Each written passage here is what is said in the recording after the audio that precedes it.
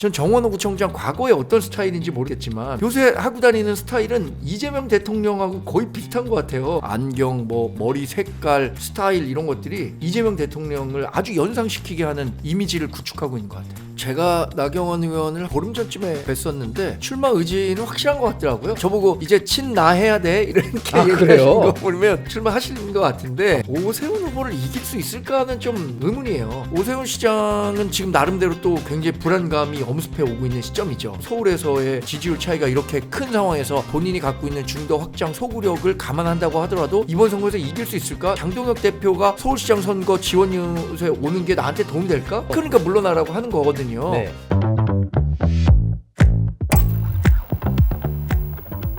저희 광화문 비대위 두 번째 의제 이제 열어보겠습니다. 자, 이어서 보이시는 지금 저 사진은 왼쪽이 정원호 서울 성동구청장이죠. 오른쪽은 지금 오세훈 서울시장입니다. 자, 이 두 분이 참 뭐랄까 발톱 드러낸 정원호, 다급해진 오세훈.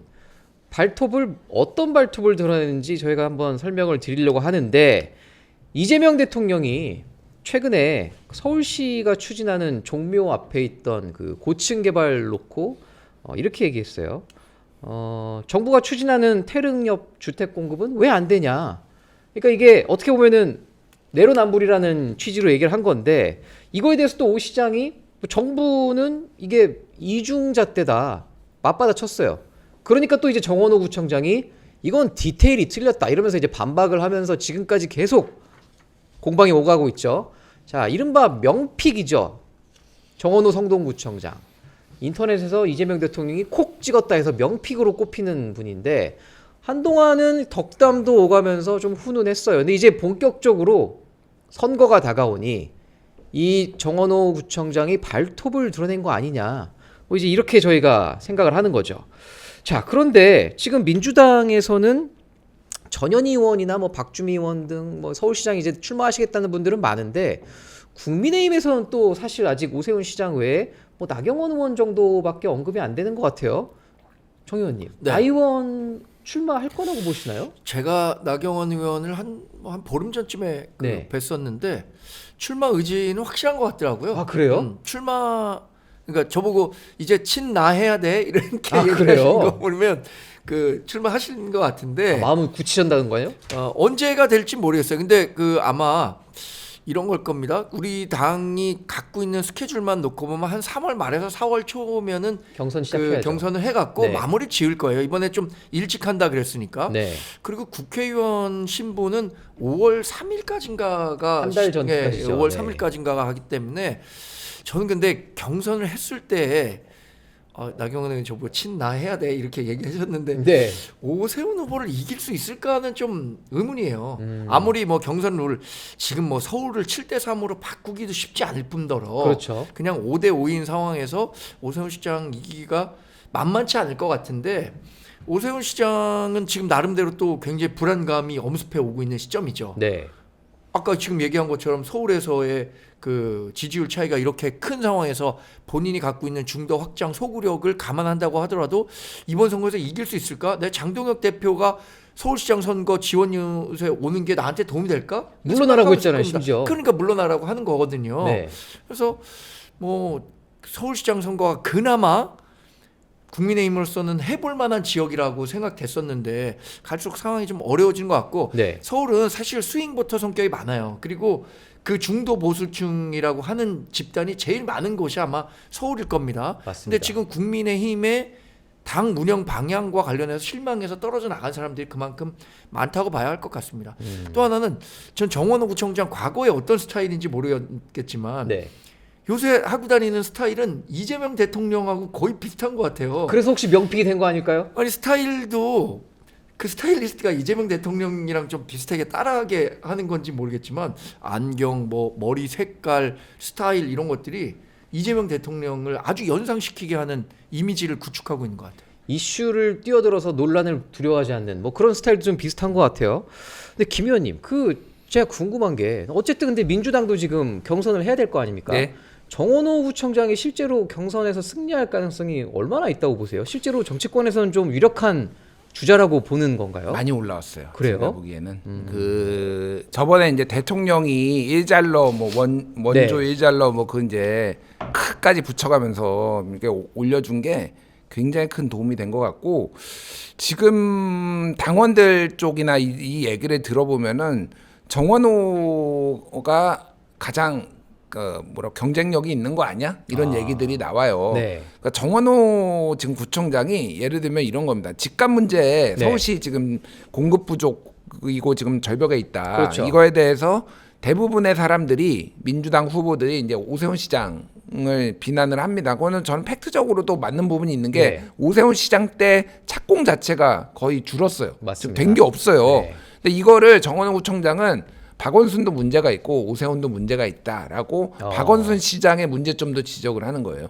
사실은 이거는 당내 경선에서 그렇게 안 요리할 수도 있지만은 그 중도층이 보기에는 누가 됐든 해결만 하면 되는 그렇죠. 거잖아요. 네. 그러니까 이렇게 자기 성찰적인 부분이 있는 것이 호감도를 올리는 거죠, 사실. 그리고 박원순 시장이 이제 뭐 엄청나게 지금은 네. 민주당에서 팬덤이 있는 거 아니니까 오히려 되게 영리하게 지금 하고 있다. 그래서 가능성이 매우 높아진 것 같고 오세훈 시장은 저는 약간 의외였던 게 네. 장동혁 대표 물러나라고 했잖아요. 갑자기 급발진을 했어요. 사실 한동훈 쪽하고 그 정도로 친하진 않거든요. 그런가요? 그렇게 친하지 않아요. 뭐 네. 저도 이제 다 아는데 이게 그래서 전략적 선택을 했구나. 왜냐하면은 하나는 지금 이렇게 당이 우경화될 경우에는 중도표로 위해서 본인 당선 자체가 어려우니까 여기하고는 선을 긋는다라는 거를 보여줘야 된다. 네. 행정가로서를 좀 더 정치인보다는 행정가로서를 강조를 하기 위해서 선을 긋는 거가 하나가 있고 또 하나는 지금 그 룰 가지고 저번에 장도혁 대표가 네. 그 얘기했잖아요.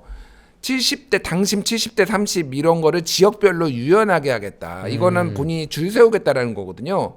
근데 이미 오세훈 시장은 지금 고성국 포함해서 이쪽에 찍혔어요 지금. 네. 그때 한번 참을 만큼 참았다고 했다가 박민영, 장해찬들한테 융단 폭격 받았지. 지금 다음은 오세훈이다 찍어내는 거는 이거 지금 고성국에 찍어놨지. 그래서 아예 그냥 전선을 만드는 게 낫겠다라고 한 것 같은데 어떻게 될지 모르겠네요 지금. 예. 자, 그런데 이 와중에 또 이준석 개혁신당 대표가 등판을 했습니다. 이 한동훈 전 대표가 이제 제명을 당하니까 이렇게 얘기를 했어요. 서울시장 무소속 출마 정도가 본인의 변수를 크게 키울 수 있는 선택이 될 거다 이렇게 조언을 했는데 지금 1월 29일 날 최고위원회 때 이 발언을 한 겁니다. 그러니까 제명 직후였겠죠. 자, 정 의원님. 예. 갑자기 이준석 대표 이 얘기 왜 했을까요? 서울시장 뭐 한동훈 전 대표 보고 출마하라는 건가요 지금? 본인 말대로라면 그런 건데 오늘 네. 라디오 방송 들으니까 네. 자기가 사심 없이 얘기했다고 하는 건데 그러나 그것을 사심 없이 했다라고 보기는 어려울 것 같아요. 이 서울시장 선거 출마설 나오기 전에는 인천 계양을에 나가라고 했거든요. 그럼 그렇죠. 제명 전에 얘기긴 네. 하지만 근데 두 카드 모두 본인이 선거 전략가이기 때문에 잘 해보면 판을 흔들 수 있다라고 생각할 수 있겠지만 많은 사람들의 인식, 본인이 판단하는 것과 다른 사람들의 인식이 다른 것 같아요. 다른 사람들은 이참에 한동훈 골로 보내보자 이렇게 생각하는 거 아니냐. 그러니까 약간의 뭐 조롱성? 이걸 그대로 받아들일 만한 정치 공학적인 그 상황이 안 된다고 생각해요. 예를 들어서 서울시장 나간다고 하면 어떻게 되겠습니까? 오세훈 시장이든 뭐 나경원 의원이든 나오게 될 경우에 국민의힘 가뜩이나 열세인 상황에서 이 표가 분산되고 결국에는 한동훈 전 대표에 대한 뭐 배신자 프레임 이것만 그렇죠. 더 강화될 수밖에 없는데 한동훈 전 대표가 짱구입니까? 그 정도도 못 알아들게. 그래서 지금 얘기하시는 것은 저는 다소 뭐 정치 공학적이고 사심이 좀 반영된 이야기 아닌가라고 생각하고요. 사심이 그렇게, 없다고는 하지만 사심이 있는 것 같은 발언. 깊게 우리가 그 얘기를 정말로 한 대표 위해서 하는 얘기다라고 받아들이기 어려울 것 같습니다. 자, 어떻게 보면 본인 이해관계 때문에 했다. 뭐 이런 얘기로 저는 해석이 되는데 사실 이준석 대표 지금 장동혁 대표랑 관계도 좀 멀어지고 있어요. 뭐 애초에 이제 이준석 대표가 박근혜 전 대통령이 등판을 해서 단식을 중단한 거에 대해서 비판을 했단 말이죠. 근데 또 어떻게 보면 지금 장동혁 대표는 무반응이에요. 이준석 대표에 대해서 아예 지금 뭐 답을 하지도 않고 언급도 안 하고 있어요. 지금 이거 혹시 뭐 의도된 무반응 전략이라고 보시나요, 김 의원님? 이게 그러니까 제가 망했다고 하는 이유가 다 있는 거예요. 국민의힘이요. 네. 국힘과 이 보수 진영이 망한 이유가 다 있는 거예요. 그러니까 이준석 입장에서는 그 지금 박근혜 대통령 방문으로 이게 중단이 된 상황이 본인이 예전에 당대표 할 때 네. 대구에서 연설하면서 이제 탄핵의 강 박근혜 넘어야 된다. 뭐 이렇게 돼서 그게 또 화제도 되고 막 그러면서 네. 됐잖아요. 그러니까 지금 상황이 본인이 정치적 명분도 없고 그리고 지금은 장동혁하고 손잡아봤자 이익을 볼 것 같지 않으니까 그런 거예요.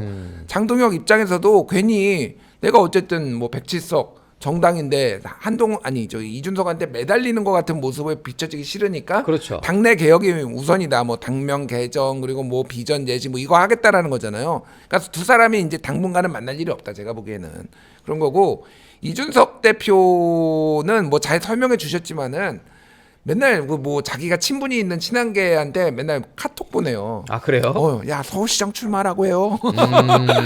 맨날 그런 거에. 그러니까 본인 나는 뚫어봤다는 나는 정당도 단독으로 만들어보고 네. 그리고 당선도 돼봤는데 한동훈 뭐 해봤는데 출마는 해봤어?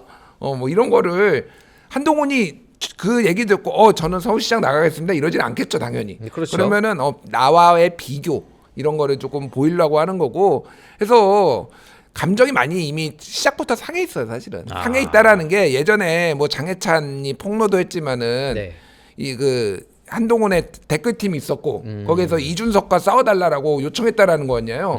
그리고 예전에 비대위원장 시절에 그 탈당해서 그 개혁신당 만든다고 하니까 그분은 민주당하고도 가까운 분 아닙니까? 뭐 이런 취지의 얘기를 또 했어요. 그 얘기에 많이 긁혔다 그러더라고요. 그 얘기에 많이 실제로 긁혔어. 감정적으로 좀 많이 좀 상처받았다. 뭐 그런 상황에 그래서 그냥 자기들끼리 다 지금 감정상에서 자기들끼리 다 제명하고 뭐 야진 죄송합니다 네. 하고 뭐 이러고 있는 상황이에요. 예.